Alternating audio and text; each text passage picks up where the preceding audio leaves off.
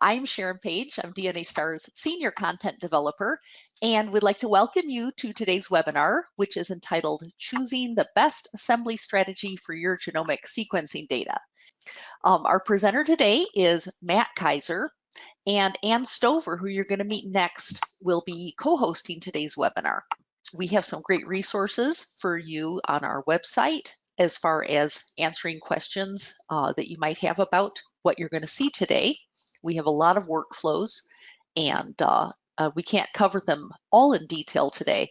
So there's a great way to get your questions answered, and DNASTAR's Digital Marketing Manager, Ann Stover, who is our co-host today, she's spent about the past year putting together some great resources for you guys on our website. And without further ado, she is going to take you now on a quick tour of those resources. Okay, as Sharon said, I just wanted to point out where you can find some resources on our website. So if you go to DNASTAR.com, you will see that we have a workflows menu. And this shows all of the workflows that our software supports. Most of the workflows Matt's going to be talking about today will be under the genomics menu.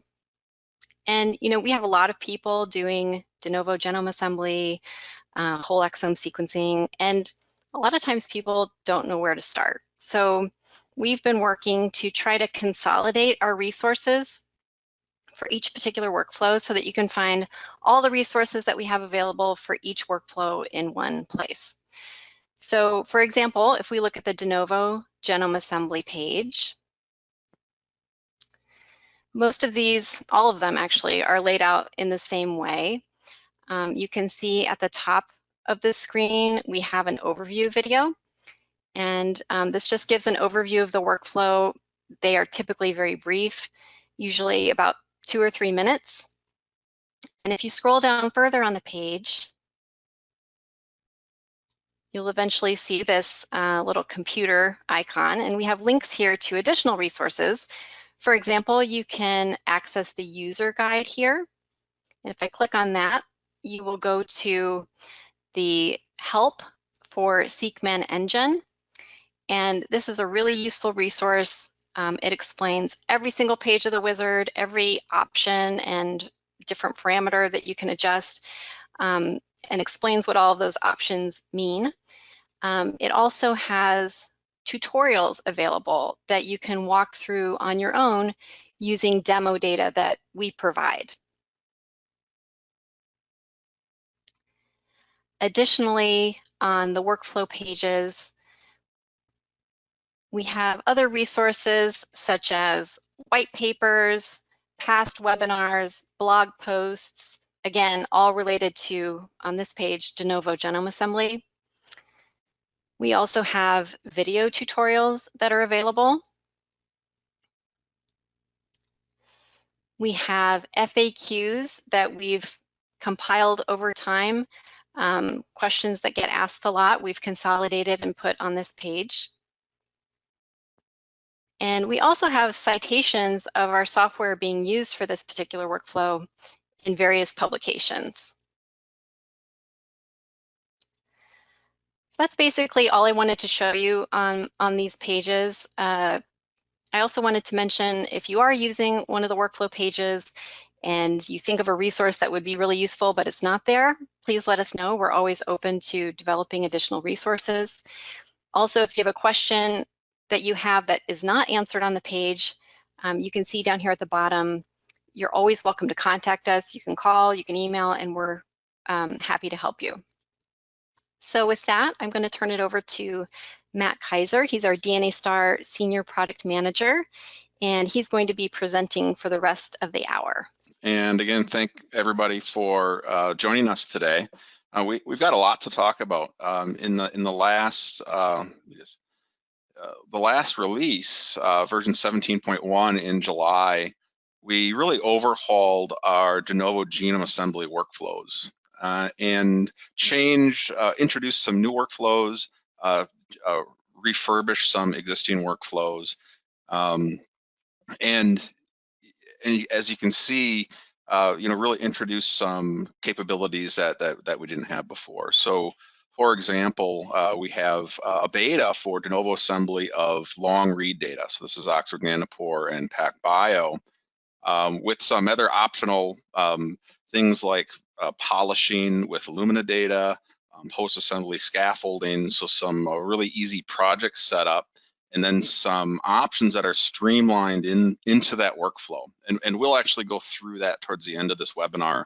I'll show you what that project setup looks like. We've also added some genome finishing workflows. These are downstream type assemblies that you do to finish off a genome. You may have a draft genome, high or mid quality, and it's adding additional data to improve, remove small errors, and make a final high quality draft genome. So we've added those as well. We've also refurbished a combined de novo reference guided workflow. And so we've changed some of the algorithms. We've renamed it a little bit to be a little bit more specific. And then back in version 17 earlier this year, we added some genome closure. So working with these genomes and trying to do things like edit contigs and merge contigs together. We added some new gap closure tools for the downstream analysis. So we'll try to, now I know this, it's kind of where we really run into some questions here is when we offer so many different options, you know, what are the best approaches to choose? And basically, so I'll have a couple slides here. This is the simple slide, and this is any genome that you've sequenced, you have a range from a fully de novo approach to one that's mostly reference guided. And it really depends on what's available to you for your genome strain. In some cases, I've worked with many customers over the years on de novo projects, and sometimes they'll start down a de novo path.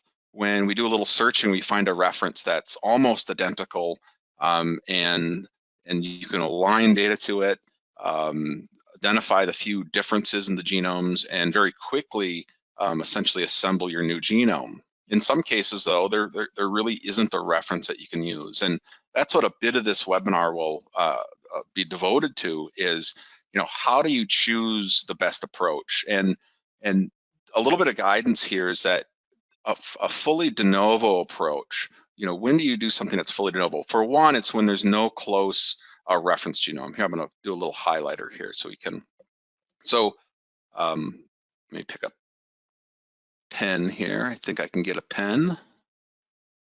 So if there's no close reference genome, and by close, that's very relative. And a rough rule of thumb is if the genome is less than a 90% match or 90% identity, it's probably not close enough to use as a reference genome. So a de novo approach is probably what you want to do.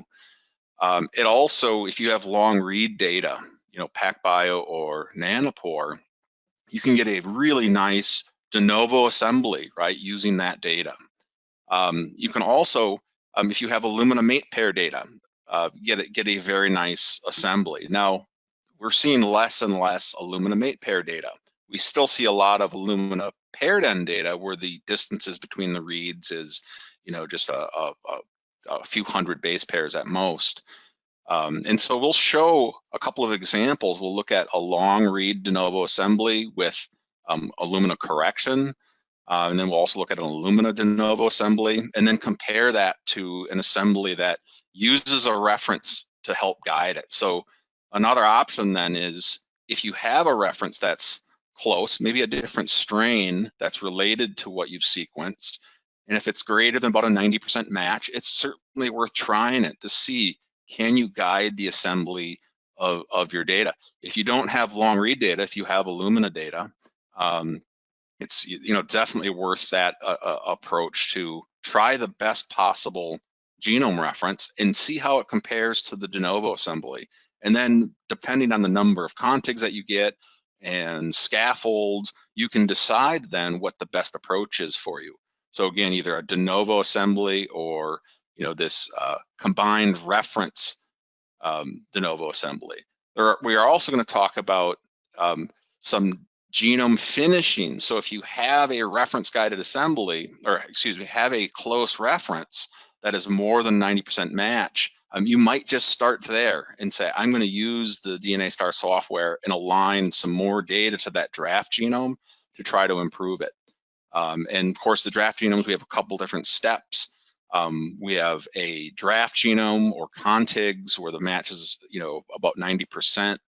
And we also have something called an NGS polishing of a long read draft genome. So you might get a draft genome from another long read assembler, and you can use our software then to improve it further.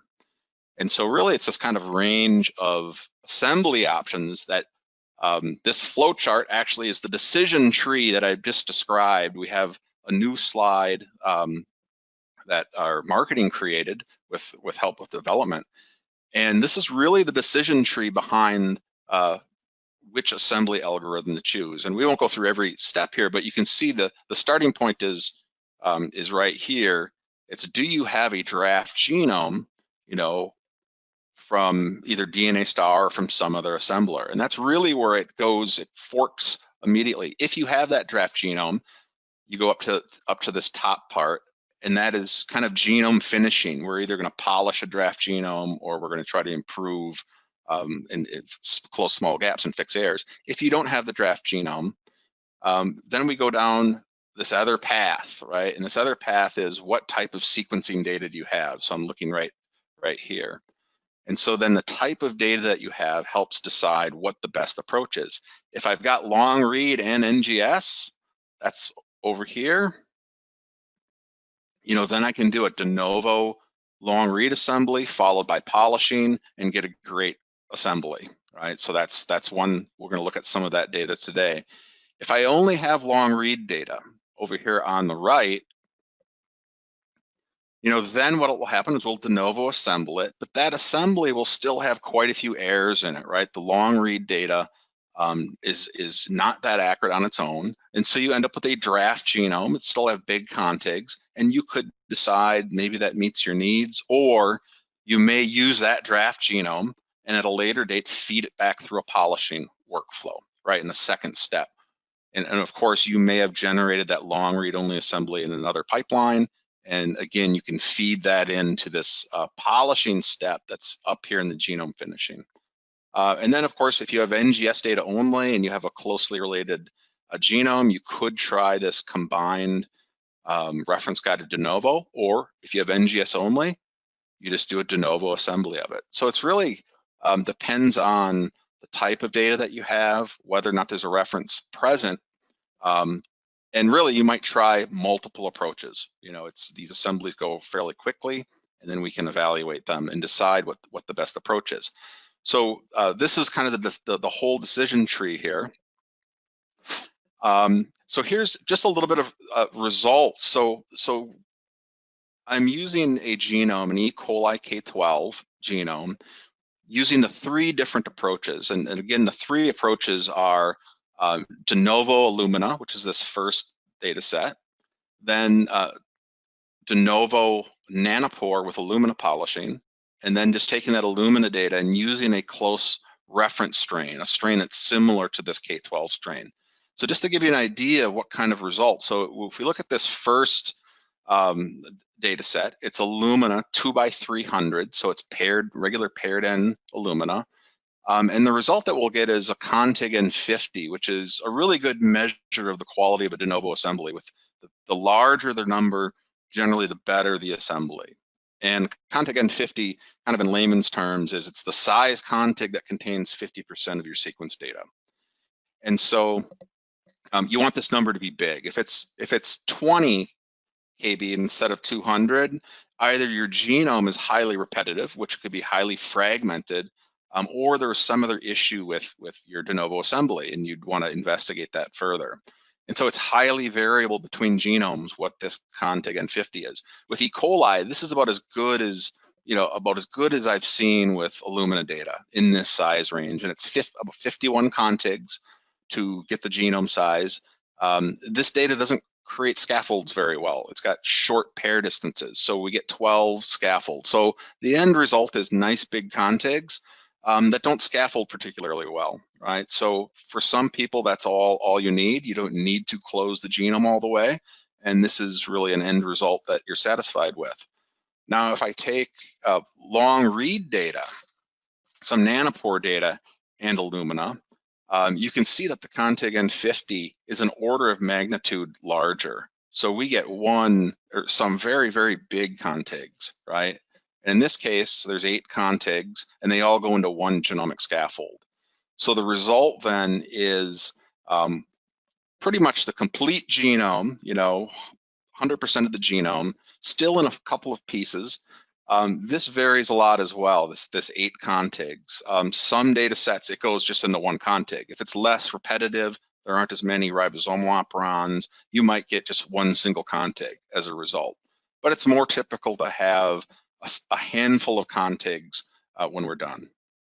Now, the other approach where I use a close reference genome, using just Illumina data, is this third approach. And you can see we can also get a very large contig N50, and fairly similar to the long read result. Now, of course, this genome, it's all dependent. Do you have a genome that's close, right? So if we're working with E. coli, there's many, many strains that are sequenced. You often can find a genome that's pretty close. So the takeaway message is, you can get a really good assembly with nanopore and Illumina together. You get these great assemblies. If you don't have long read, look for a reference. If you have a close reference, you can get a result quite comparable to the long read Denovo assembly. If you don't have a good reference and just Illumina, you can still get a really nice assembly. It's just going to be a little bit more fragmented. Now, I also have, that's the last slide here. I do want to show one other set of benchmarks, and that's this Denovo with polishing. And I'll jump out of this PowerPoint. I'll try here, there we go. And go to the website that Anne had demonstrated. So here's our home page, and I'm just going to go under the workflows area that Anne was mentioning, Denovo genome assembly. And again, if I scroll down towards the bottom, we have this nice white paper that shows benchmarkings for this polishing step. So this is using the Illumina data to improve a long read assembly. And again, this is a new workflow. And so we have some comparisons then to some of the common open source algorithms, so Canoe and Pylon, Spades. And I would encourage you, if you're working with long read data and interested in getting the most accurate possible assembly, to go over this white paper, and you can see how we make the different calculations. And here's the results. And I won't take the time to go through all of this in detail, but the green shading here indicates where SeqMan Engine produced the best result for a given metric. And really the metric that we're interested in is how accurate is this? It's one thing to have large contigs. It's another thing for those contigs to also be very accurate. And so we've got several different genomes, E. coli and some other genomes, and you can see that it's not the best in every single metric, but in most of them, SeqMan Engine is going to produce a superior result. So I'd encourage you, again, if you're working with this kind of data, to go to this part of go to the website and read through this. Okay, so let's go into the software now for a bit. So those 3 workflows, the Denovo Illumina, the long read with polishing, and the combined reference in Denovo, we're going to look at those projects. And I'm going to do this a little bit different than how I typically go through the software. Usually I start with the assembly setup and we go through the wizard and I show you that. In this case, I'm going to start with the actual output, because we've looked at some of these results and I want to show you what some of these results actually look like. Here, I'm going to minimize some of this so I have some more room here. Okay, so this is a Denovo assembly of this first project. So I should back up just a second. So I've opened SeqMan Ultra, and SeqMan Ultra is our new version of SeqMan, and there's these tabs at the top, including a welcome page. And the welcome page allows me to open existing assemblies, or I can start a new assembly. And in this case, it launches our SeqMan Engine wizard and allows me to set up different assemblies. And what I've done here is I've loaded the 3 projects that were in my slides. So I have and they open up as tabs across the top. So here's the MySeq Denovo, here's the combined reference Denovo, and here's the long read nanopore with alumina polishing. So I have the 3 projects. I can load them all at once in SeqMan Ultra. So let's look at the alumina assembly first. And what I've done, when you first open this, it'll actually look like this. There'll be a project overview, and you can see we have contig N50. We have the largest contig, the number of contigs, and the reads that assemble. And then we also can get a project details. And this just gives us more information about that actual assembly, the version, how long it took. There's a lot of stuff in here. The lengths of the sequences that assembled, these are the trimmed lengths. And I'm just going to scroll down. This project report then shows me the scripted instructions for the assembler to run the assembly. And then this is a dynamic report. As I make edits to this project, it'll get appended to the bottom here to show the major edits and changes that we make. So again, that's the project report. Over here on the right-hand side, we have the Explorer and the Style panel and the Tracks panel. The Explorer is really critical. It's much like classic SeqMan where you had your list of contigs. So to focus any selections, I need to select contigs in this side panel to make them active, to actively do something to a contig. So you always want to remember when using SeqMan Ultra that you need to use this Explorer panel to focus your attention. So I'm going to open up, just to show you how to use this, so I'm going to open up contig 19 here. So I select contig 19. There's some little quick launch icons in the right, and you can see it says show alignment of selected contigs or show a strategy view. I'm going to show a strategy view first. And the strategy view then shows a coverage plot and a consistency of the pair data, and it'll show the reads. I'm going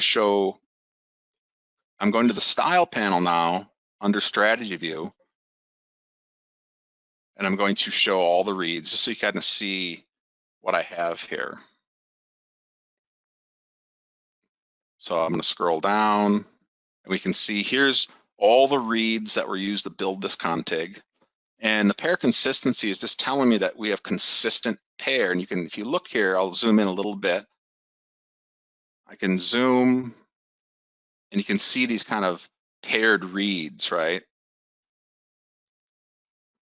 I'll come up a little bit. Really deep, these green reads that are arrows pointing at each other, that's the forward and reverse read inside the contig. And as it turns out with Illumina MySeq data, it's very accurate, very, very clean, and we get this really nice, these nice contigs that are very solid. So I'm going to zoom out a little bit. So one way to use this strategy view is I can go to different zoom levels now and navigate. And what I'm looking at is disruption in the coverage. I just want to make sure that the contigs I got, so I assembled this using default parameters, right? I want to make sure that the contigs that I have aren't full of errors or have some other problem. A common error in contigs can be things like false joins. And now you see up here at the top, I'm going to zoom in a little bit so you can see there's a little disruption in the pattern, right? We see the coverage dips, the pair consistency shows a dip, and we get this yellow. That looks like something worth investigating. And so I can use this interface now to go in and look at this. And so I'm going to expand it a bit. And what I see is a dip in pair consistency, but not completely gone. So this indicates a pretty common kind of, you'll see this in E. coli genomes where there's repetitive elements. And in this case, it looks like we have gotten through, but I can go in now and look at the alignment view as well. So I'm going to click on, and I can look at the aligned reads in that area, and I can actually look at both. I can split my view. So this little button in the bottom right allows me to really manipulate the views and get them. So I'll use that, frequently through the webinar to show. Now when I click on that spot in that low spot, I can go and look at the aligned data here, right? And I see that it's thin, but you know what? It's not. It looks good. It doesn't look like it's mismatched, or it doesn't look like we have other problems here. It looks like just a thinner area. And so I would have the option now, if I didn't trust this area, if I saw more mismatch, I could say, I really want to break that config there. So I can select it in the alignment view, go to config, and use split at insertion, and it will split this config into two pieces. And so that's something that you might do as the next step. I do the Denovo assembly, then I say, I'm gonna go through and look at least the bigger contigs and make some edits to them and split them if needed. Now, a good clean MySeq data usually assembles pretty well. There's not a lot of editing. In earlier days with NGS, we did a lot of config editing. There'd be some false joins. There's sometimes chimeric reads mixed in, and we would make some of these edits and then go to the next step. And the next step is to try to build some scaffolds with these contigs. I've got these contigs. I'll just sort them here so you see. I've got 51. Some of them are nice and long, but they're not in any order. If I want to put this genome in these contigs in the proper genomic order and start to close the genome, I have to start to order these contigs. One way to do that, we'll go back to this strategy view. So I'm gonna show you that with paired data, there's different types of pairs, and we use this kind of color key here. These consistent and grouped, these blue arrows, I will find at the end of contigs. And you see it says contig 44 there. And what these are reads where the pair is on another contig in the project. And so we're looking at contig 19, and we've got a bunch of reads here that say, hey, contig 44, it looks like contig 44 is just to the right. And so here's contig, you can see contig 44 over in the list. And so we have an algorithm that will read this information after we've done edits, and now attempt to make scaffolds. Now the challenge here, of course, and I'll get that. So to do that, I select all contigs, and I can go to config, order contigs and scaffolds. And this takes just a little bit of time, so we can let that run. And it's reading all this pair information. Now, if I had Illumina mate pair data, the distance could be 5 kilobases between the forward and pair and reverse reads. That has a much greater ability to create scaffolds because you can span across more of the repetitive elements that typically define the end of contigs. Most Denovo assemblers will assemble all the unique portions up to the repeats, and the larger repeats usually can't get resolved, so you end up with a list of contigs like this. And so now we're just building. What's happening now is over here in the Explorer panel, we've now built some scaffolds. So we have a set of contigs that didn't scaffold, but we do get some scaffolds. So again, I said it's limited, right? So look how many scaffolds we have, about a dozen scaffolds. And if we want to look at one of them, I'm going to double click here on scaffold 150. And so now we have these 3 contigs that have pairs that were ordered in their correct order as they are in the genome using this pair information. I can see now the pairs go from a light blue to a dark blue. And that just confirms. And I can navigate through a scaffold. We have a search alignment tool that's new in SeqMan Ultra. And so I can move from gap to gap. Here, the next one only has a couple pairs. So the contig 44 and 34, not as much information to say, hey, they actually go together. And so I can now move through scaffolds using this navigation. And now once you have scaffolds, you can proceed on to other things like resolving the gaps between the scaffolds. So there's a number of tools built into SeqMan Ultra to do that kind of resolution. So for example, we have contig 19 and 44. I might try to just align them. They might actually just go together. Oftentimes these contigs, again, end in repeats. The Denovo assembler won't put them together for fear of false joining them. But once we've scaffolded, we know that these two go together, even if it's at a common repetitive element. So I can select the 2 contigs and then go to config, align contigs end to end. And it gives me a little UI here to set a match percentage. And I'll just go with the default here. And so it'll look at both of those. Oh, so it didn't align. So let me sort this again.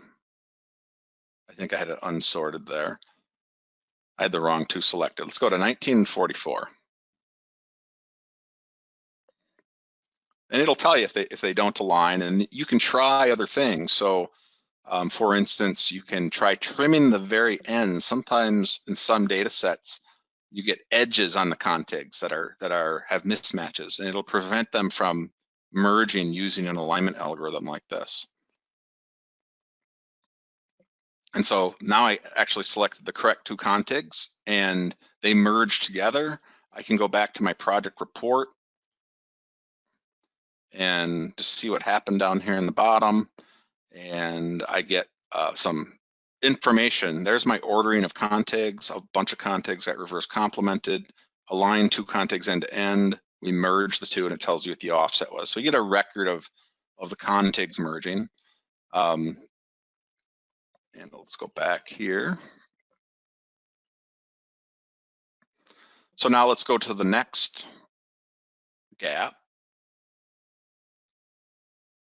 So it's between contig 19 and 34. So you can see you can work down the scaffolds and close gaps. Now here's the next 2, and we tried to align these, or we can try, and they don't align, right? So we're left trying different approaches. I might go in and look at the ends.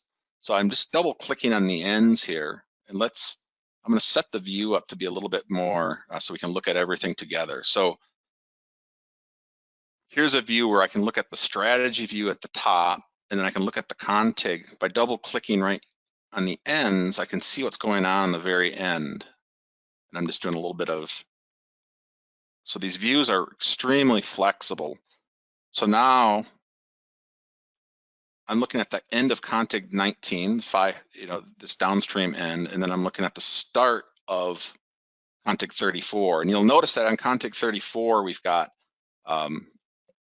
this single read that kind of trails out. So sometimes when you see a single read at the end, that could be a little bit of a poisoned end. In some cases, it's something that can prevent that contig from aligning to the neighboring contigs.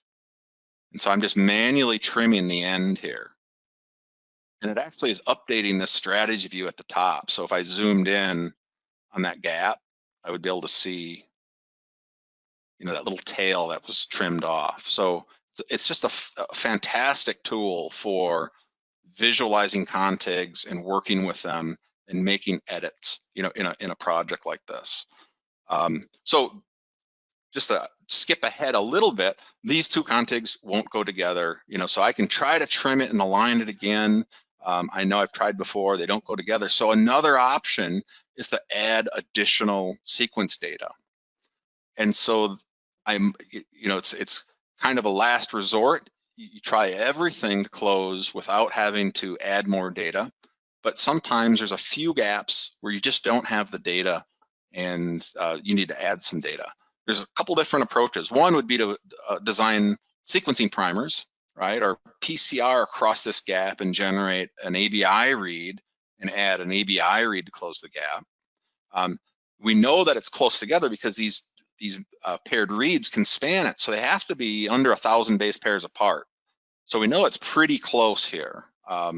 Another way to do it is when you have a genome that's well represented in databases is to, blast the edges. So I can select the flanking areas and do a search.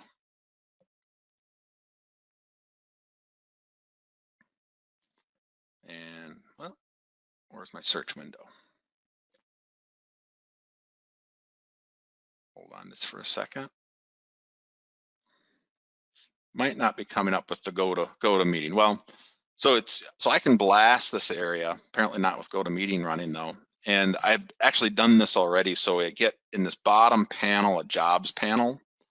And so these are the jobs then, the blast matches. And so I can click on them and it'll bring the result. So an approach is to blast the pieces and then find the most closely related genome and find its coordinates, right? And take that piece and add that piece to see if it closes the gap. So it's a way to close these gaps if you're working with a genome that's well represented in the database. So I can then go and get these sequences, select one of them, right-click, download it, and I've done that and opened it up in Seq Builder and went to that location in the genome from the blast hits and took just this piece, right? And I'm gonna add that piece to try to patch this gap. So once you get that piece, it's a nice little UI.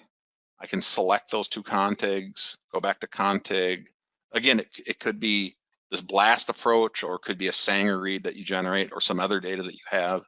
And then we have this new UI for gap closure. Right? So I can add sequences, and I just named it gap closure read. I say that we have a way in Seq Builder to make kind of a faux ABI read here. So for the demo here, I can just run this, and now it'll just align that piece and try to the two contigs, 19 and 34, and try to bridge the gap.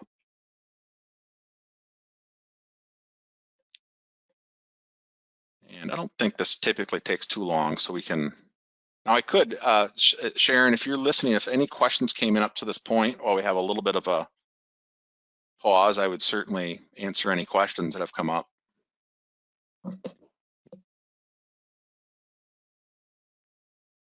Matt, this is Yes. Anne. Someone just Hi, Anne. asked, how do you know these two contigs are next to each other? So we know that from the pair data. And so it is, it's interpreting that pair data, that if you have those blue arrows, that confirms that one read is on one contig, one read is on the other within a very short distance, under 1,000 base pairs. Mm-hmm. So it's the way that these scaffolds were built. And you use the strategy view to see that?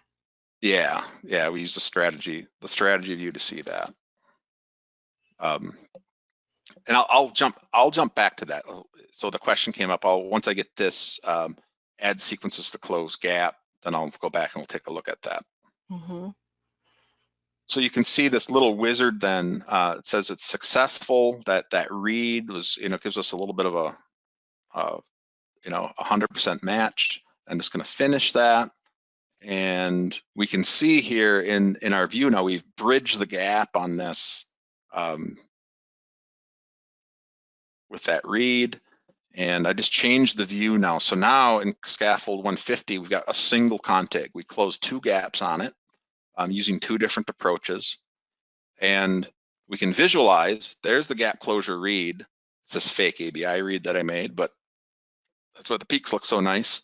But you can see there's the edge of the former contig where we have Illumina data. And then I'm just gonna scroll over here and see, let's go to 740. It's not that large of a gap. And I'm just scrolling. There's the other piece of the other contig. I think it was contig 35 that we joined. So that's that piece. Now, when you get these kind of joins like this, I might go and take this contig and confirm, that that's just one read that I've used to close that gap. And I might do something like export that contig consensus right out, so I can go contig and then use that, in a genome finishing. So some of those genome finishing workflows come into play now. I've got these contigs that I put together. I can realign my Illumina data. If I made the right kind of gap closures, I should get nice even coverage of Illumina data, across this region. And so you can do kind of a genome finishing confirmation. But as you can see, it takes some time. You can imagine that if you've got lots of scaffolds, right, and lots of contigs, it's going to take quite a bit of time. It could, take an hour per gap. Something like that is not too uncommon. So really your goal, if you want to have a closed genome, is to have as few contigs as possible and as few scaffolds. Now, the question came up about how do we know these contigs are together? Let's just open a different scaffold here that's not been closed. And so you can see that these are the pairs. So here's contig 16 and contig 22. And the reason that we know they're next to each other is these Illumina pairs point at each other. They're on the ends of these contigs. And if there's several of them like this, we know that those contigs must be in close proximity to one another. So it's the pair information. What holds this data set back from making bigger scaffolds is the fact that these pairs, as you can see from are only about 1,000 base pairs apart. Many of the repetitive elements in an E. coli genome are larger than that. And so they can't span across those. So it limits how effective the scaffolding can be. A few years ago, people used more mate pair data from the NextEra kits on Illumina, where these would be 5,000 base pairs apart, and you would get much larger scaffolds with Illumina data. But that's just not seen as often. People take different approaches. So again, this is Denovo Illumina. I'm going to show you another project now, just to kind of compare. This is using a different E. coli strain, not a K12 strain, but a different strain to guide the assembly. And you can see that our starting point here is, many fewer gaps to close, right? We have one scaffold. Sometimes there's some smaller scaffolds that are very thin that, we can remove from the assembly. When I look at the length here, this is really, the whole genome. We're at almost 4.6 or so. So we've got everything in this single scaffold. So my starting point then is much closer to a complete genome. The caveat, of course, is that you need to have a reference strain that is close. And by close, I mean greater than 90% similar to your sequence strain. But it leaves me in this position now where, I can now, have relatively few gaps to close if I decide to close gaps. Now, again, you might not have to do that. You might be satisfied just with this scaffolded draft genome, just as it is. There are some, if you are interested in this kind of a workflow, I've done more benchmarking, with just to give you an idea with different strains of E. coli, so this is K12 MG1655. What happens if it's another K12 strain, or what happens if it's a divergent strain, or a Salmonella or a Shigella? That's really a considered a different species, but it's really a kind of a more divergent strain. At some point, that results in more contigs than my de novo assembly does. So your decision then can be, is the de novo approach get you closer to where you want to go, or does your best reference genome get you closer to where you want to go? Right. So that's what I tell customers is try both. Try the pure de novo, try your best possible reference, take a look at how many contigs are there, how big the scaffolds are, and go with the one that gets you closer to where you need to go in terms of a completed genome. Again, you can do the same kind of things for gap closure. I can try to edit the ends and align them together. I can add additional sequences to splice in to close the gaps. So the same tools apply no matter what the project is. So then let's also look at, so here's an E. coli nanopore with Illumina polishing. And you can see again, relatively few contigs. It's all in one scaffold and gives a similar result. Of course, this isn't the best result that we get with nanopore. We can certainly get this down in some cases to one, but often it's just 2 or 3 contigs in that scaffold. So those are kind of the 3, starting with new data, the 3 kind of approaches that you can take to de novo assembling that genome. So at this point, I want to show you how we got to these genomes and where these different choices are. So I'm going to go back to the Welcome tab, and we're going to start a new assembly. So again, I'm still within SeqMan Ultra. I could also go to the Navigator and organize, if you know the programs, I could launch SeqMan Engine, or you can go to the workflow and pick a genomics workflow and go to Denovo genome assembly and editing. Either way, it's going to launch the SeqMan Engine wizard.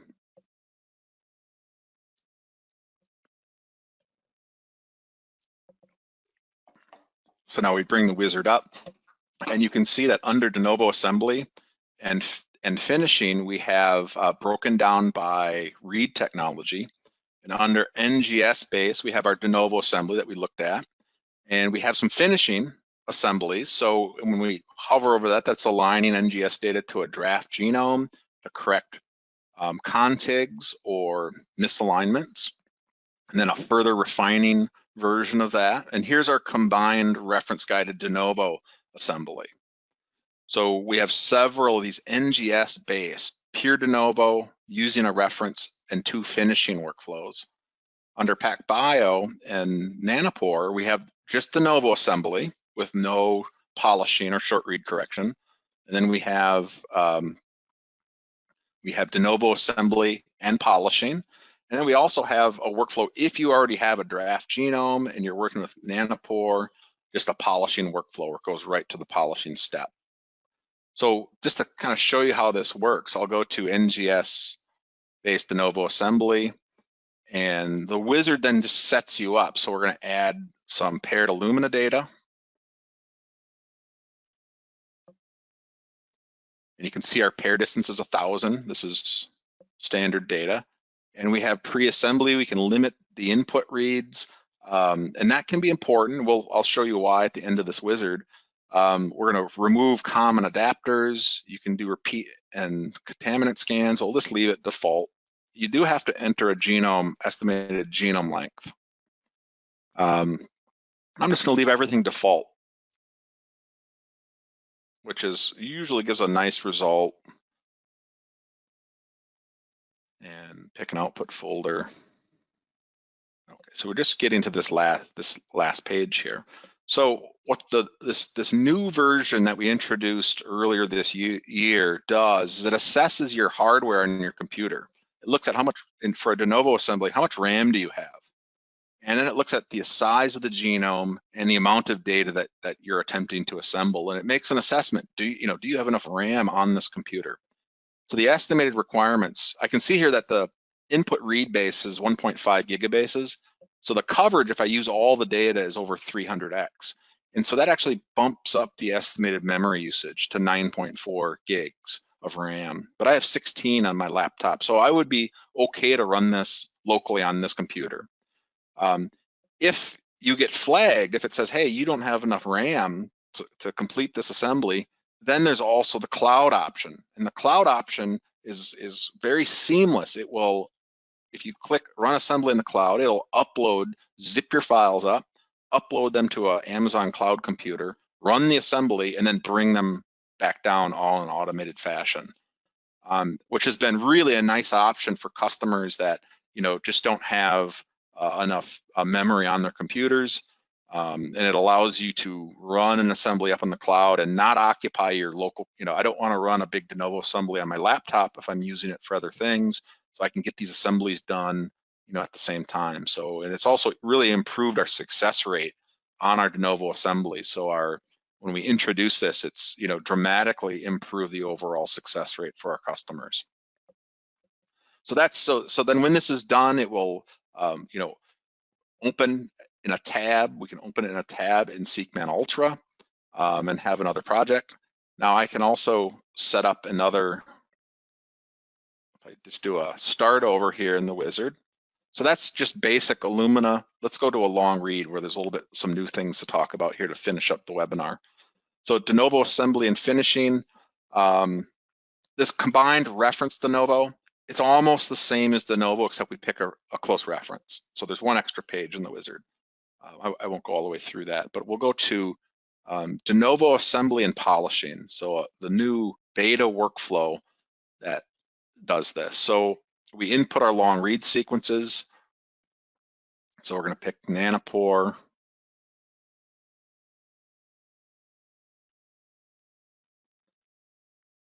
Some pre-assembly options. So we again enter our genome length. Now there's a little bit of some decisions that we have to make, and that's, do we assemble all the reads, or do we use a subset of the reads to get the best possible answer? In most cases, it's best to use a subset. Usually there's much more data than you need or want in a long read Denovo assembly, and that can have very negative effects if you use all the data. And that just means the corrective algorithms are working that much harder. And it can just take a lot longer and use a lot more hardware. And we're still, because this is a beta, we're still actually trying to figure out, well, in extreme cases, how much hardware does it actually need if you've got 1000x coverage with long read? When you use the subset, it will take the longest reads to get to 100x coverage in this case. And so that we find gives us the best result most often. There's also an option to do a first pass corrective assembly. For some data sets that improves, for others it does not. So this is one of those options that you might try one with a first pass correction and try one without and see, does it improve your result? These are just the basic options. There's a whole set of advanced options for the alignment and layout of reads. Again, I wouldn't recommend changing advanced options unless you're working with our technical support and you're trying to solve a particular issue. But there are these, we do give you access to the under the hood controls to improve our assemblies. So pre-assembly options, now we just add our Illumina data. So what's really nice here is if I'm using open source data, I have to run a completely different command line program to do the first step, and I have to collect everything and run a different program to do the corrective steps. Here we just combine it right into one wizard, right? So now I just load the Illumina data. Here's some options about the polishing using that Illumina data. I can limit the amount of reads. I can make it go faster. I know that 5 million is actually more than I really need. So in this case, I'll reduce it to 2 million. It'll just go a little faster and give the same result. So there's the Illumina data. So this is E. coli, ONT, Illumina. So it's just that easy to set up, a pretty complicated set of alignments. And we just make it really simple. And then of course I just click next to assemble it. So I went a little bit different with this webinar. We looked at the project first and then the wizard, which you can see is pretty consistent and pretty easy to use. And again, the output goes right into SeqMan Ultra, where I can load multiple projects in and do that analysis. So with that, I know we're running up close to the top of the hour. You got about 5 minutes. I'd be more than happy to stick around and answer any questions that folks have. Matt, we have received several questions. One is, can the guided genome assembly detect missing or addition of relatively large gene clusters, around 50 kb? Can it? It won't necessarily detect them. So when you align to a reference, there'll be some signatures that something isn't matching that reference. And so it usually what folks will do is you'll see that there's a break in the alignment, and that extra data will get saved to an unassembled sequences. So you can go into that. Usually what you do is you go into that unassembled sequences set and de novo assemble them to identify those elements in your sequence strain that did not match the reference. Mm-hmm. Okay. What kind of computer hardware do I need for an assembly? It really depends on the scope. Now, currently our long read beta really limits you to microbial genomes. We are certainly working on that to increase the capacity. We want larger genomes, smaller eukaryotes, and to do it in a very accurate fashion rather than just kind of a rough draft de novo assembly. Generally for de novo assemblies, it's RAM that you need. So if you're working with Illumina data, it's certainly RAM. And how much RAM, the wizard uses some information that's actually back on the website. And so if I go back here to, you can still see my desktop, right? Yep. Okay. And so here's a blog post that is gives you an idea of how much RAM you need for different genomes of different sizes. Right. So on our blog post, you can see from E. coli all the way up to C. elegans, it's RAM dependent, right? And some of these later versions are less RAM dependent, but they still need quite a bit of RAM. As you increase the coverage, so this was all calculated at 50x coverage. If you go to 250 or 500x coverage, it will use more memory the deeper that assembly gets. The wizard detects that.